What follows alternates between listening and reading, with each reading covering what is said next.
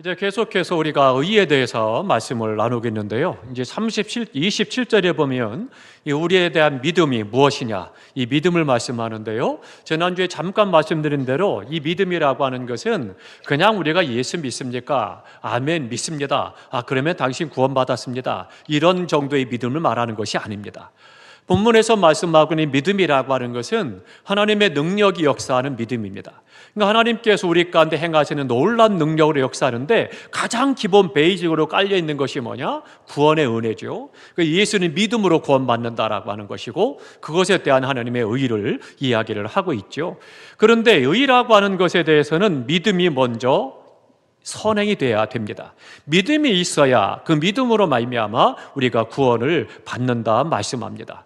세상에서는요 여러 가지 능력, 힘이 많이 있습니다. 근데 그 가운데서도 가장 강력한 힘 중에 하나가 뭐냐면 믿음의 힘이라고 하는 겁니다. 바라기는 우리 성도님들께서 이 믿음의 은혜, 믿음의 능력을 체험하시기 바랍니다. 그렇기 때문에 그 믿음으로 내가 행할 때 하나님께 행하시는 역사들을 경험하고 체험하는 그런 은혜들을 우리가 경험하기를 바랍니다. 그러면 성경에서도 보니까 이 믿음의 역사가 많이 나타나죠. 우리가 출애굽했을 때도 이스라엘 백성들의 홍해가 가로막혔어요. 그때 어땠습니까? 하나님 앞에 원망하고 불평을 하죠. 그랬더니 모세가 하나님 앞에 기도합니다. 하나님께서 말씀하죠. 야, 지팡이를 들어서 홍해를 가르치라 말씀합니다. 그래서 지팡이를 들어서 홍해를 가르치니 어떻게 돼요? 홍해가 갈라지고 육지와 같이 건넜다. 그렇게 말씀합니다. 그런데 이 부분에서도 중요한 것이 뭐예요? 만일 모세가 믿음으로 순종하지 못했다라면 바다는 갈라지지 않았을 것입니다. 뿐만 아니라 믿음으로 행했을 때 바다가 갈라지고 이스라엘 백성들은 다 건너간 다음에 또 애굽의 군사들이 계속 쫓아오지만 그들은 하나님께서 수장을 시키죠. 그래서 갈라졌던 물을 다 합해서 그래서는 그들은 물 가운데 수장을 시켜서 이스라엘 백성들을 구원하시는 역사를 보게 됩니다. 뿐만 아니라 요단강을 건널 때 어떻습니까? 요단강을 건널 때에는 또 다른 믿음을 요구하죠. 그들에게 이제는 어때요? 건너가란 말씀하시는데 건너가지 못하죠. 왜요? 홍해처럼 이미 바닷물이 다 갈라지고 그리고 그 가운데를 건너간 것이 아니라 내가 믿음으로 물에 발을 디뎌야 그래야 요단강이 건너갈 수 있도록 갈라지는 거죠. 그러니까 먼저 법궤를 맨 사람 제사장들과 레위인들이 함께 바닷물에 물을 담글 때 요단 강물에 물을 담글 때 그때 요단강은 갈라지기 시작을 하고 이스라엘 백성들이 건너갈 수가 있었습니다. 그건 믿음을 요구한다는 거죠. 이런 믿음, 그것은 오늘날도 마찬가지입니다. 동일한 믿음이죠. 예수님께서 이제 변화산에 올라가시죠. 사랑하는 세 제자를 데리고 올라갑니다. 베드로와 요한, 야고보 수제자를 데리고 올라가셨어요. 그런데 하나님의 영광의 빛이 비춰지고 그리고 하나님의 음성이 들리죠. 너희는 내 사랑하는 아들에게 순종하라 그렇게 말씀하십니다. 그랬더니 베드로가 어때요? 그 빛을 보고 그리고는 거기다가 이야기하죠. 여기가 좋사오니 우리가 초막 셋을 짓겠습니다. 그리고 여기에 살겠다는 거예요. 그랬더니 주님께서 말씀하십니다. 아니야. 우리가 보냄을 받았기 때문에 세상으로 동네로 돌아가서 복음을 전해야 된다. 그래서는 내려오시죠. 이 산에 계시는 동안, 이 사건이 있는 동안 산 아래에서는 놀라운 사건이 벌어집니다. 아버지가 아들을 데리고 제자들을 찾아왔어요. 그리고 이야기합니다. 내 아들이 불에도 넘어지고 물에도 넘어지고 죽을 고비를 넘기니 좀 도와주셔서 고쳐달라고 요청을 합니다. 그래서 예수님의 제자들이 어때요? 평소 예수님이 하신 대로 그들도 기도합니다. 기도하고 그리고는 열심히 구하는데 그런 응답이 되질 않는 거예요. 그 아들이 낫질 않는 겁니다. 그래서는 보니까 난리가 나는 거예요. 이게 웬일이냐? 예수님께서 그 놀라운 역사를 행했고 당신도 또 함께 다니고 훈련받고 했는데 왜 그러느냐? 그런 부분에 대해서 사랑설레하고 난리가 났습니다. 그러는 와중에 주님이 내려오셨어요. 그랬더니 아버지가 뭐라고 그래요? 제자들이 등이 못하더이다. 할 수 있거든 내 아들을 고쳐주십시오. 그렇게 요청합니다. 그러니까 그들이 어때요? 평소에 그렇게 많은 소문을 들었고 기적을 해갖고 능력이 했던 예수님인데도 뭐라고 그래요? 하실 수 있거든. 할 수 있거든 아들을 고쳐달라는 거예요. 믿음을 그대로 보이는 거죠. 그랬더니 어떻게 됐어요? 주님께서 뭐라고 말씀하셔요? 믿는 자에게는 능치 못함이 없다. 그리고는 그 아들을 고쳐주시잖아요. 이런 믿음을 말씀합니다. 어느 날 앞을 보지 못하는 사람을 만났죠. 주님께서 그에게 침을 뱉어서 이게 눈에 발라줍니다. 그리고는 그에게 실로암에 가서 씻고 오라, 그렇게 말씀하십니다. 우리의 믿음 같으면 어떡하시겠습니까? 우리 성도님 믿음이 너무 귀하고 좋으니까 당연히 가서 씻으셨을 거예요. 그런데 이게 쉬운 게 아닙니다. 얼마나 어렵겠어요. 실로암원에 가면은요, 실로암못이 그냥 그렇게 걸어서 더듬더듬해서 가서 그래서 여기가 실로암못이야라고 했으는 곳이 아닙니다. 이 못은요, 또 무울까지 내려가려면은 이 벽에 조그만 계단이 있습니다. 폭이 아주 좁은 이 계단이에요. 사람 하나가 간신히 오르 내려가는 그런 계단, 가파른 계단이 있어요. 그러니까 앞을 보지 못하는 사람이 실로암까지 간다는 것도 어려운 일이고 또 그 물까지 내려간다는 것도 어려운 일이에요. 그런데 이 사람은 어땠어요? 가서 씻었더니 밝게 보게 되었다 말씀하죠. 뭐죠? 믿음을 말씀하는 겁니다. 그러니까 주님께서는 우리에게 믿음을 말씀하시는데 오늘 본문에서도 이 믿음을 말씀하는 거예요. 우리가 이 믿음을 가지고 행할 때 하나님은 역사하신다라고 하는 것들을 우리에게 보여주고 말씀해주고 있는 것입니다. 우리의 믿음이 어떻습니까? 이 믿음을 갖고 계신지요? 우리가 이 믿음이 더욱더 커지기를 축복합니다. 그러니까 믿음의 능력을 이제 31절까지 말씀을 하는데요. 믿음은 사람들 사이에 자랑을 몰아낸다. 지난주 그 말씀을 드렸죠. 자랑할 것이 없는 거예요. 우리가 예수님 믿으면서 예수님과 하나님의 역사하심 이외에 다른 것들을 내가 이런 일을 행했고 내가 이것을 해왔고 내가 이런 것이 이루었고 이런 것들 자랑한다면 그것은 건강한 믿음이 아닙니다. 올바른 믿음이 아니에요. 하나님의 믿는 믿음은 뭐냐면 자랑할 것이 없다는 거예요. 우리가 한번 자랑하는 거 살펴보시기 바랍니다. 주님께서 행하셨습니다라고 하는 것들이 너무나도 당연한 거고 주님을 찬송하고 주님을 높여야 되는 거예요. 그런데 내가 이렇게 했다 이야기하고 그것을 자랑한다면 그것은 어리석은 겁니다. 아, 나는 믿음이 부족해요. 어린아이 믿음이에요 라고 신앙을 고백하는 거죠. 오늘 본문에서 믿음은 사람들 사이에 자랑을 몰아내는데 하나님 앞에서는 누구도 자랑할 것이 없다. 그것을 말씀해 줍니다. 내가 선한 일을 행했다. 주님은 뭐라고 그래요? 내가 행하는 일을 오른손이 하는 일을 왼손이 모르게 하라 말씀하잖아요. 그런데 우리가 내 이것을 해봤다고 막 떠벌리고 가서 자랑을 한들 그게 하나님께서 기뻐하시겠습니까? 그렇지 않죠. 우리가 간혹 제가 좀 고민할 때가 있어요. 교회에서 예를 들면 우리 지역사회에 구제를 한다, 뭐 장학금을 전달한다, 뭐 그런 걸 할 때는 어때요? 가면 대부분 다 뭐예요? 다 쌓아놓고 앞에다가 프랑카 대놓고 가서 다 그리고 사진을 찍잖아요. 그걸 뭐예요? 자랑하듯이 하잖아요. 근데 그것은요, 오해하지 마시기 바랍니다. 자랑하려고 하는 것이 아니고 증거를 남기기 위해서 이런 일을 행했다라고 하는 것에 대해서 의심하는 분들이 있기 때문에 교회에서 이런 일을 행했습니다라고 하는 것들을 알리는 것뿐이지 자랑하려고 하는 것은 아닙니다. 그런데 그것을 자랑하려고 그렇게 행한다면 그건 잘못된 겁니다. 그러니까 마음이 불편한 거예요. 하나님 이게 자랑이 되지 않게 해주시고 이것을 통해서 교회가 세상의 덕이 되고 세상 사람들의 교회를 볼 때 덕이 되고 좋게 볼 수 있도록, 그래서 예수를 믿는 데 도움이 되도록 위에서 기도하면서 행하는 거죠. 그러니까 우리가 그런 부분도 참 중요한 겁니다. 우리 교회가 화장실을 개방을 하죠. 지난주 우리 새가족 팀들 또 새가족 구역이 대신방을 했어요. 신방하면서 이제 몇몇 분들이 어떻게 우리 교회를 왔느냐라고 질문을 드려보니까 새가족이니까 그런 질문을 드렸어요. 뭐라고 대답하셨겠어요? 어느 교회를 갈까? 그러는데 동네 사람들이 세연교회를 초대하더라는 거예요. 그러니 얼마나 감사해요. 주변 동네 사람들이 야, 그거 걱정하지 마, 세연교회 가.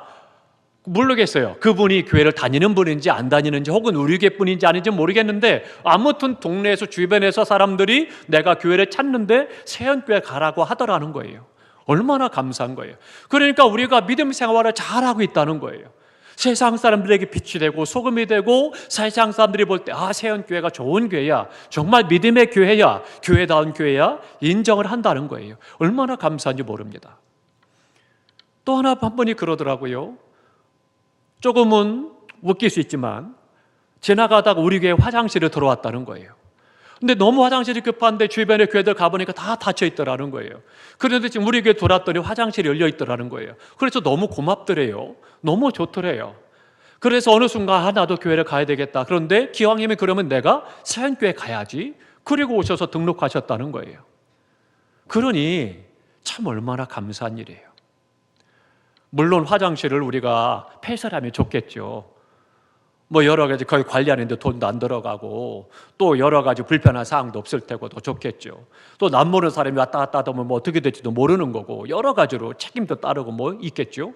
그래도 우리가 세상 사람들을 위해서 개방을 하고 열어놓는 것, 급한 것을 해결할 수 있도록 도와주니 그것도 얼마나 좋은 일이에요. 감사한 일이죠. 그러니까 그런 것들이 알게 모르게 빛이 되는 거고 세상 사람들에게 믿음이 어떠한 것인가를 알리게 하는 것이고 참 중요한 일입니다. 그러니까 우리가 세상에 봉사하고 섬긴다라고 하는 것이 너무나도 중요한 부분이죠. 근데 이런 부분들이 있는데 그것을 우리가 막 자랑 삼아서 막 해가지고 한다면 그것은 문제가 있고 오히려 덕이 되지 못하는 거죠. 우리의 능력 어떻습니까? 능력, 내가 자랑할 만한 능력 얼마나 있습니까?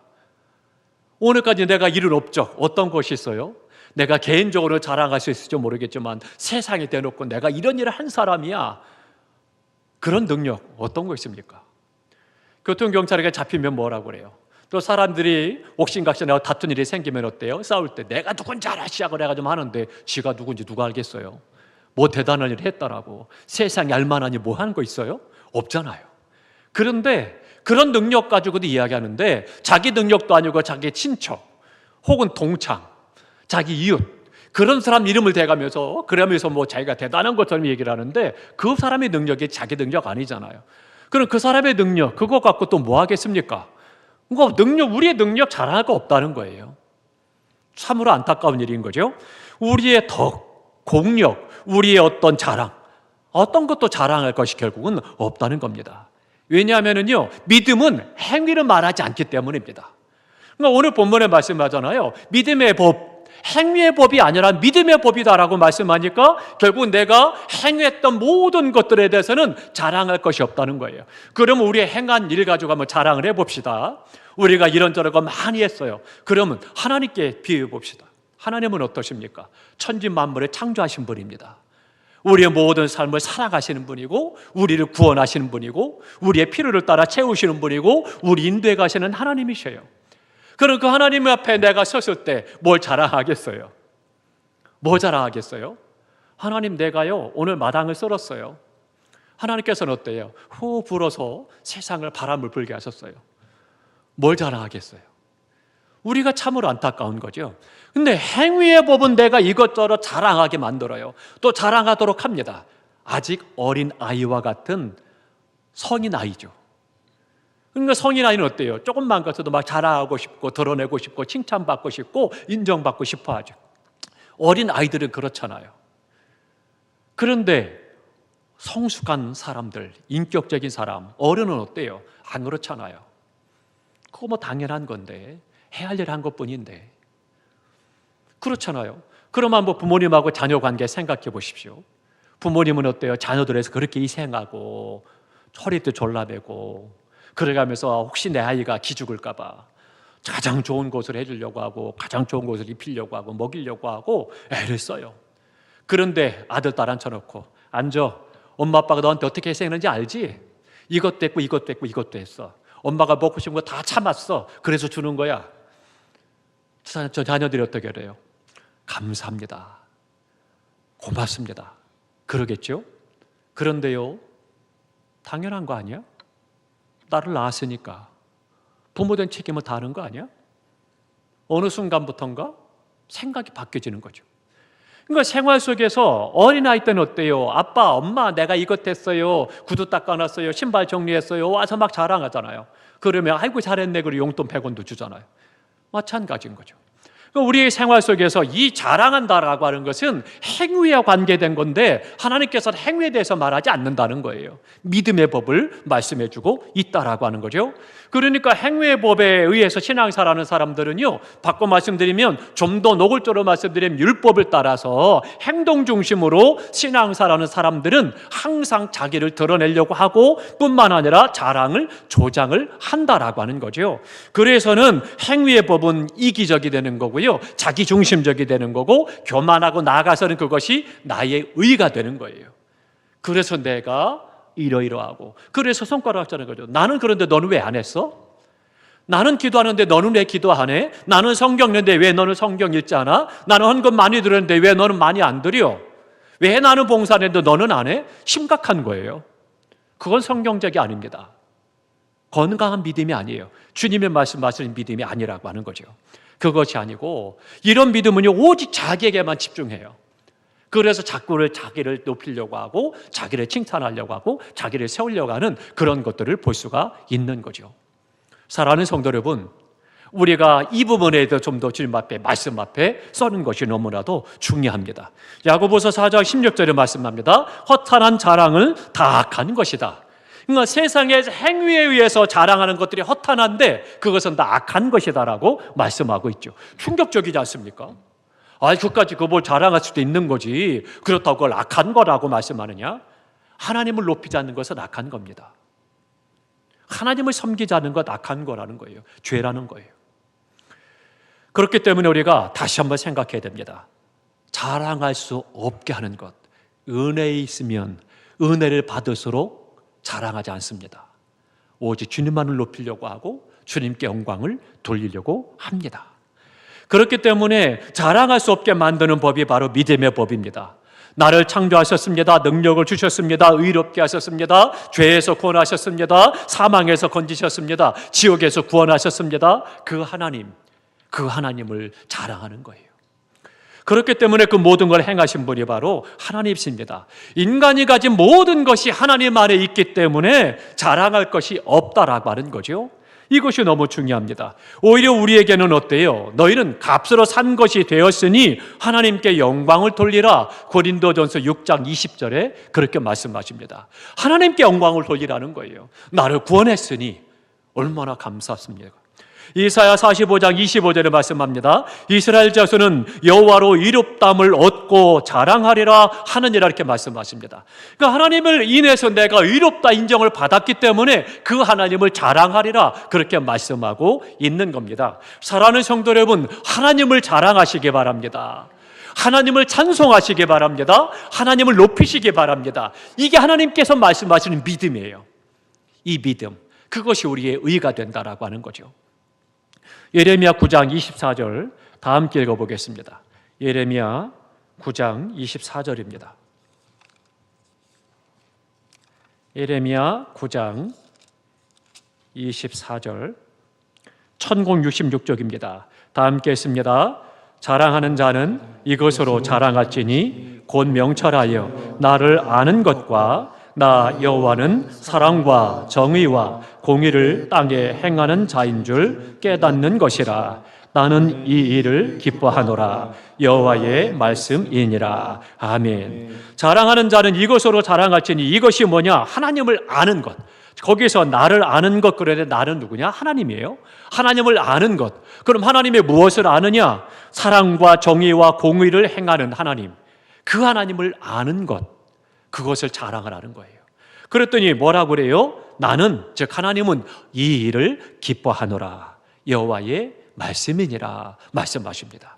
오늘 우리가 경찬팀과 함께 찬양했잖아요.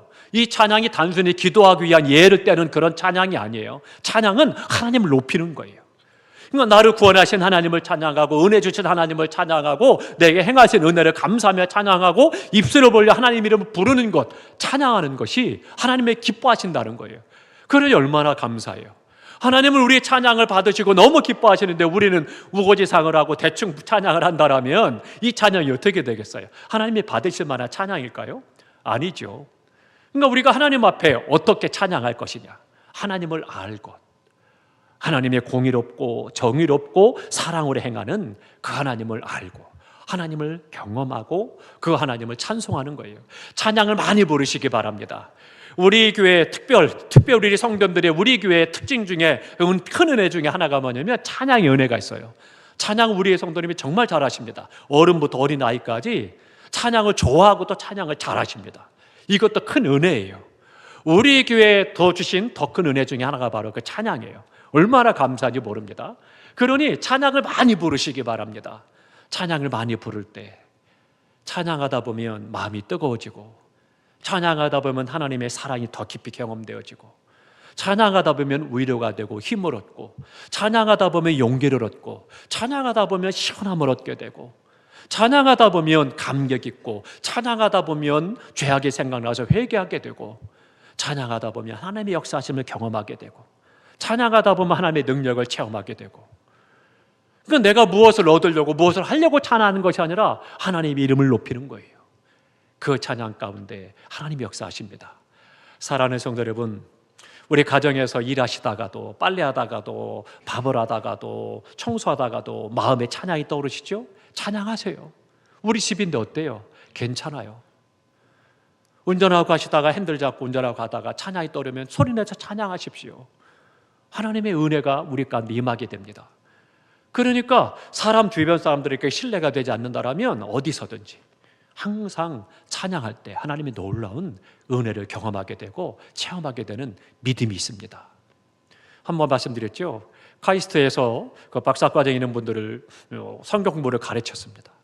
그러면서 이제 그날 믿음에 대해서 할 때 기도를 가르치게 됐습니다. 그래서 이제 기도하고 나서 기도에 대한 말씀을 가르치고, 그리고는 함께 기도하자고 하고, 그 신우회 회원들 가운데 믿음 있는 분들이 좋은 분들이 있으니까, 그러니까 방언하면서 같이 기도합시다. 그리고 통서로 막 기도했어요. 근데 그 자리에 믿지 않고 처음 불려와서 복음에 대해서 듣기 시작한 몇몇 사람들이 있었습니다. 근데 그 중에 한 사람이 충격을 받은 거예요. 이런 세계가 있나? 이런 게 있어? 처음 듣는다는 거예요. 그런데 이제 카이스트 학생들은요, 산학협력이라고 그래가지고 학교에서 공부도 하고 회사에 가서 거기서 연구도 해요. 그러니까 이제 3일은 학교에서 공부하고 3일은 그 공장에 내려가서 그 기업에서 가서 같이 이제 연구를 하는 거예요. 그래서 이제 그 사람도 거기에 가서 같이 연구를 하는데, 이제 선배도 있고 후배도 있어요. 그래서 이제 거기서 같이 하는데, 이제 호텔에 머물러 가면서, 여관에 머물러 가면서 이제 출퇴근을 하는 거죠. 그 기간 동안. 그런데 이제 막내니까 선배들 빨래를 다 본인이 세탁기에 넣어서 해서 널고 그러고 이제 가야 되는 거예요. 그래서 이제 선배들까지 다 빨래를 취업해가지고 이제 세탁기에 넣고 할 일 없으니까 이제 옆에 세탁기에 앉아서 기다리는 거예요. 기다리는데 기도하고 싶더래요. 예수 믿는 것도 아니에요. 이 성경 공부 온 지 얼마 안 된 사람이에요. 그런데 그 전주에 기도에 대한 말씀을 배웠는데 충격을 받고, 나도 기도해 볼까? 기도할 수 있을까? 그리고는 기도를 시작했다는 거예요.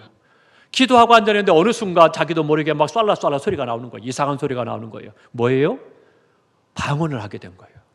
놀라가지고는, 그래서는 전화가 온 거예요. 목사님, 나 미쳤나 봐요. 나 입에서 이상한 소리가 자꾸 나와요. 그거 하나님의 은혜로 당신에게 방언의 은사를 주시는 거니까 걱정하지 말고 염려하지 말고 계속 기도하라고. 그 다음에 만났잖아요. 너무너무 감격하고 좋아하는 거예요. 하나님께서는요, 예수를 믿고 그 믿음 안에 생활 때 필요를 따라 은혜를 주십니다. 그러니까 하나님께서 우리의 행위가 아니라 이 믿음의 법으로 행할 때, 하나님을 높이고 하나님을 자랑할 때 하나님은 역사하신다는 것을 우리가 경험할 수가 있어야 된다는 거죠. 하나님을 자랑하시기 바랍니다. 나를 구원하신 것을 자랑하고, 내게 은혜를 주신 것을 감사하고, 나를 인도하신 것을 감사하고 계속 찬양하며 나아가시기 바랍니다. 기도가 잘 안 되십니까? 찬양 많이 부르십시오. 우리가 이제 설교 끝나 그러면 같이 막 통성으로 기도하잖아요. 근데 기도가 내가 할 게 없다, 찬양하세요. 괜찮아요. 소리 높여 찬양하시기 바랍니다. 어차피 회중 찬양 크게 찬양을 틀어놓으니까 옆 사람 안 들려요. 내 안에 감동되는 찬양을 막 부르시기 바랍니다.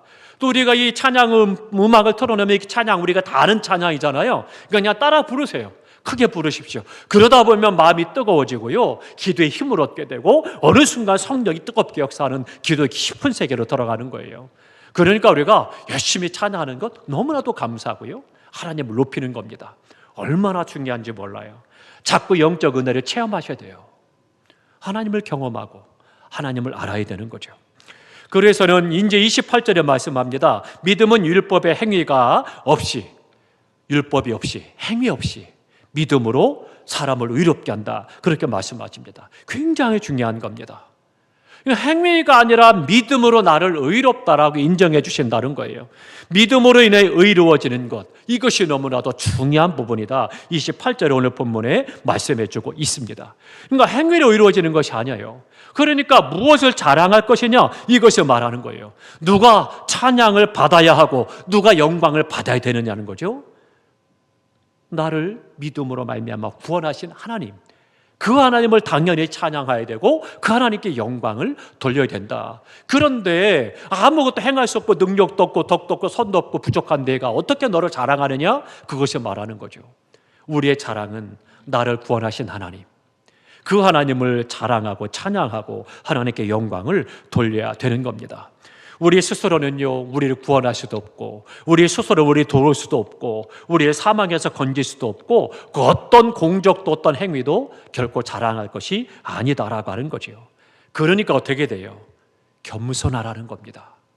하나님 앞에 겸손하라, 믿음의 법을 신뢰하라, 우리에게 그렇게 말씀합니다. 창세기 15장 6절에 보니까 아브라함이 여호와를 믿음으로 이것을 그의 의로 여기니라 말씀합니다. 믿음으로 의롭다함을 받았다는 거예요.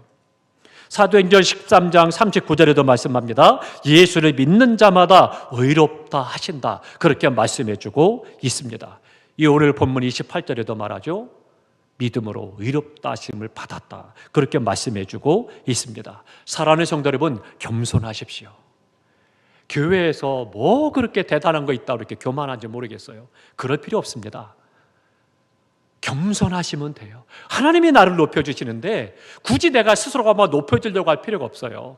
내 스스로가 권위를 세울 필요 없습니다. 목사라고 장로라고 권사라고요, 뭐 교사라고요, 권위 세우고 자랑할 필요 없어요. 스스로가 자기를 높일 필요가 없습니다. 하나님께서 높여주셔야 되는 거지. 그러니까 우리가 하나님을 자랑하고 하나님을 섬기면 하나님께서 우리를 높여주시고 우리를 통해서 찬양을 받으시고 영광을 받으시는 거예요. 그러니까 겸손해야 된다, 그렇게 말씀해주고 있습니다. 마지막 29절부터 30절까지 보면은요, 믿음은 공평하신 하나님을 보여줍니다. 하나님은 공평하시다는 거예요. 모든 사람을 창조하셨습니다. 하나님께서 창조하실 때 어떤 사람은 창조하고 어떤 사람은 창조하다 말고 그렇지 않습니다. 모든 사람을 다 동일하게 창조하셨어요. 모든 사람을 위해서 죽으셨어요. 모든 사람을 구원하십니다. 그것이 공평하신 하나님이에요. 우리가 공평하신 하나님 하면 잘 아는 찬양 있잖아요. 송명희 시인이 찬양했지 않습니까? 공평하신 하나님이, 내가 가진 것은 없지만 그럼에도 하나님은 공평하다는 거예요. 제대로 말도 못합니다. 제대로 편하게 글을 쓰지도 못합니다. 온몸이 뒤틀려 있습니다. 그럼에도 불구하고 그는 하나님은 공평하시다, 그렇게 찬양하잖아요.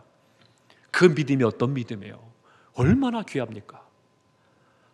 우리는 어때요? 내가 조금만 불편해도, 내가 조금만 어려워도, 내가 생각한 대로 내가 안 돼도 난리가 나는 거죠. 온 세상이 다 망할 것처럼 난리를 하죠. 그런데 그렇지 않다는 거예요. 공평하신 하나님, 오늘 본문에 그것을 노래하고 이야기를 하고 있는 겁니다. 그래서 29절에 보니까 다만 유대인의 하나님이시냐? 아니다, 이방인의 하나님이시다. 그분도 되신다. 할례자만 믿음으로 구원받느냐? 할례자도 구원받고 무할례자도 구원받는다는 거예요. 의롭게 하시는 분은 하나님이시라는 거예요.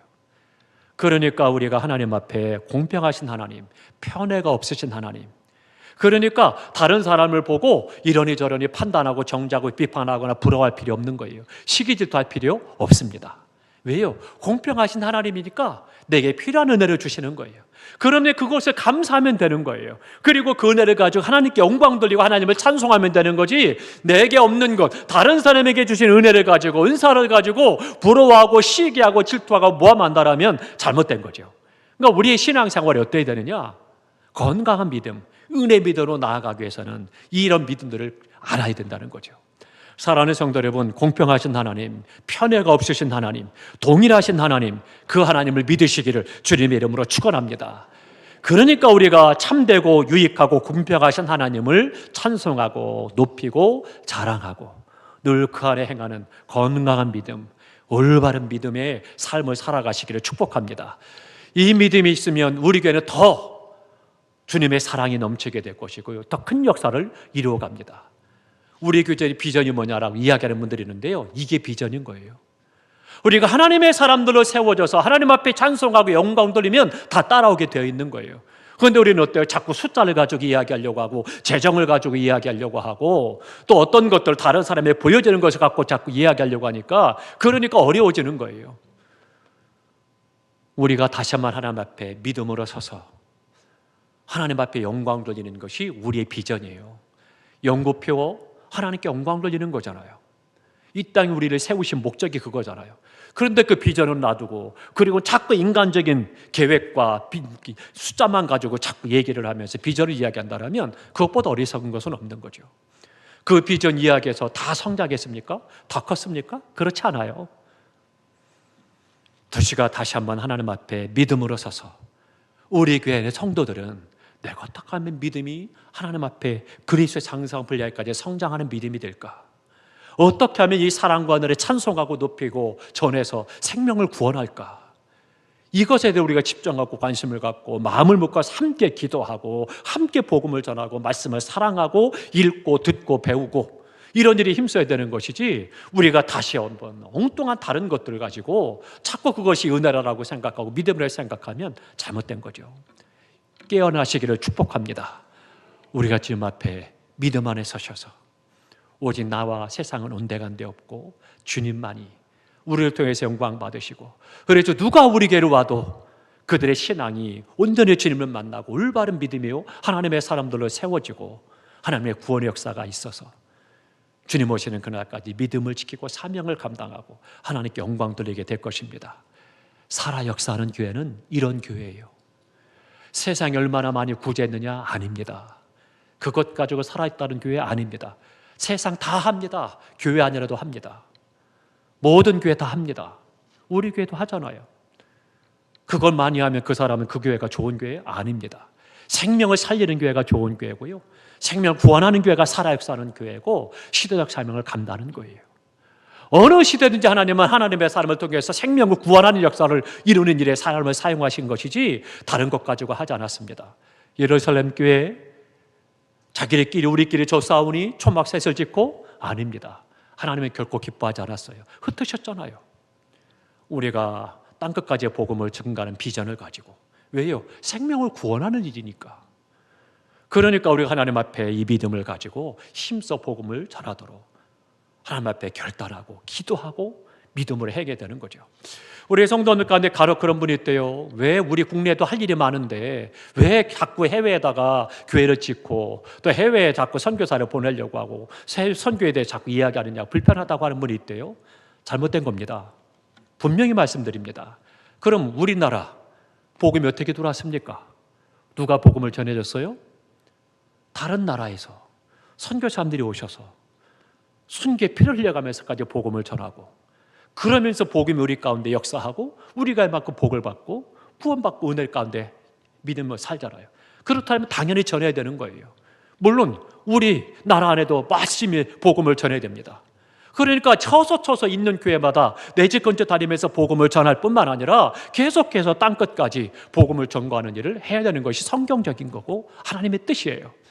그런데 선을 딱 그어서 국내만 해야 돼, 해외는 하셔는 안 돼, 해외가 할 일이 많은데 왜 국내 하려고 해? 아닙니다. 둘 다 문제가 있는 겁니다.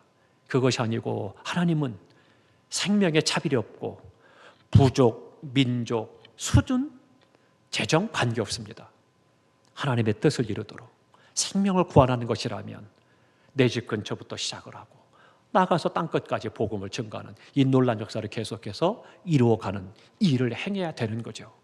사랑하는 성도 여러분, 거기에 어디 있느냐? 믿음으로.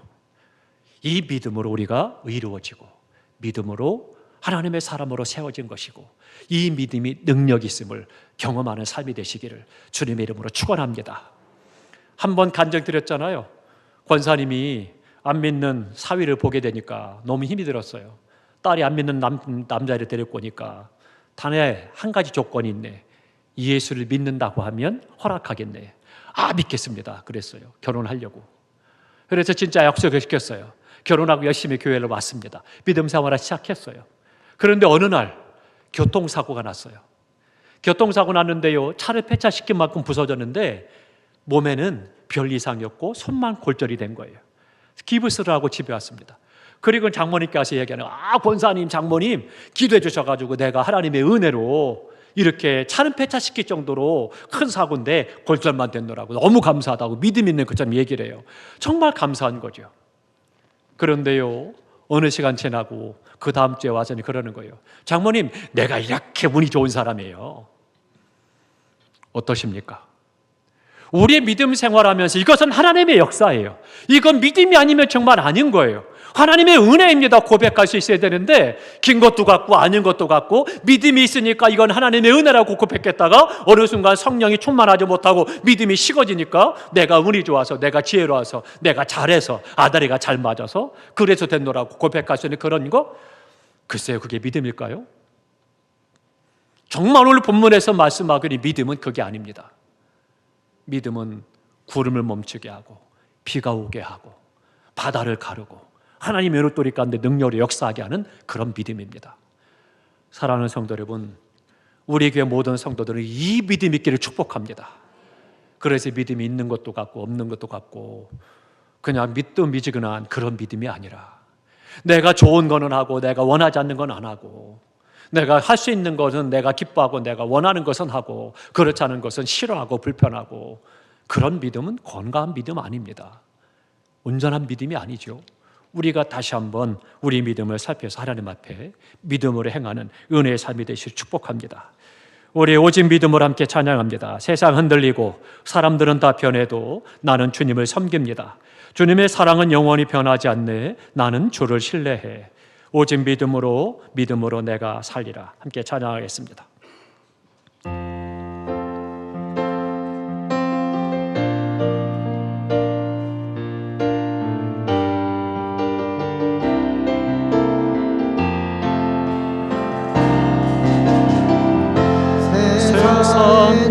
흔들리고 사람들은 변하여도 나는 주를 섬기리. 주님의 사랑은 영원히 변하지 않네. 나는 주를 신뢰해. 오직 믿음으로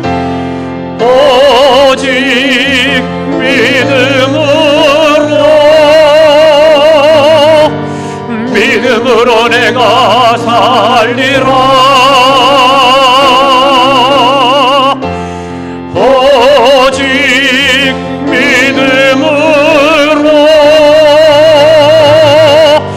믿음으로 내가 살리라. 믿음 흔들리고 사람들 주를 떠나도 나는 주를 섬기리. 주님의 나라는 영원히 쇠하지 않네. 나는 주를 신뢰해. 오직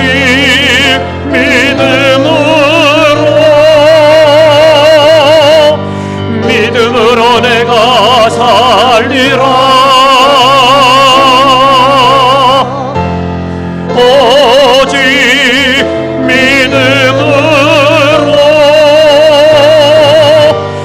믿음으로 내가 살리라. 오직 의인은 믿음으로 말미암아 살리라. 아멘 할렐루야. 오직 의인은 믿음으로 말미암아 살리라. 할렐루야. 이랜드 잘 아시죠? 이랜드는 우리 교단의 장로님입니다. 회장님이 우리 신길교회를 섬기고 계시는 장로님이신데요, 박성철 장로님이십니다. 근데 그분이라고 대기업 이르기까지 어려움이 없었겠습니까? 굉장히 많은 어려움이 있었고 부도기가 많았었습니다. 근데 그분이 그런 간증을 하더라고요. 회사가 힘들고 어려운 문제가 생기고 부도기가 찾아와서 난리가 날 때 그때 이분은 교회를 간다는 거예요. 교회에 가서 몇 날 며칠이고 교회에서 기도하면서 화장실 청소를 한다는 거예요. 그러면서 엎드리면 하나님께서 한 일주일 이렇게 있다 보면 어느 순간 하나님께서 해결하신다는 거예요. 근데 그거를 누가 어떻게 이해를 하겠습니까? 이해할 수 없는 거죠. 그러니까 기업에서는 신기하다는 거예요. 도대체 이랜드는 무슨 기업이냐? 도대체 어떤 기업이 금방 부도날 줄 알았는데 또다시 살아나고 살아나느냐는 거예요. 그 배경에는 뭐예요? 하나님이 기업을 붙잡고 장로님이 엎드려 기도하면서 행할 때에 하나님께서 그 믿음으로 말미암아 다시 세우는 거죠. 그러니까 세상은 절대 이해할 수 없는 거예요. 그러니까 세상에서는 그 기업이 도깨비 기업이라고 얘기를 하는 거예요. 사랑하는 성도 여러분, 우리가 이 믿음으로 오늘 내가 당한 어려움, 환난, 시험, 이 모든 것들이 믿음 안에서 해결되어지고 하나님의 크신 능력을, 언제는 하나님의 은혜 같다가 언제는 아닌 것 같은 그런 것이 아니라 정말 하나님의 능력으로 내게 하나님께서 이렇게 행하셨다는 것을 간증하고 고백하고 영광 돌리는 살아 역사하는 믿음이 되시기를 축복합니다. 기도하겠습니다.